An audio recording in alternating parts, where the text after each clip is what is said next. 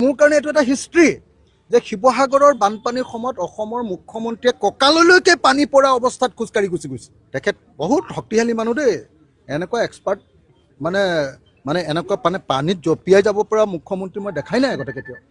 এইটো বহুত ডাঙৰ কথা, এইটো মই একদম ক্ৰেডিট দিবই লাগিব যে এজন মুখ্যমন্ত্ৰীয়ে কঁকাললৈকে হোৱা পানীত যেনেকৈ মই ডুবি আছিলোঁ, মই যেনেকৈ ঘূৰি আছিলোঁ, আজি মুখ্যমন্ত্ৰীয়েও মোৰ লগতে আমি একেলগতে ফুলেশ্বৰী স্কুললৈ গুচি গ'লোঁ পানীত ডুবি। এইটো এটা খুব ভাল দিশ।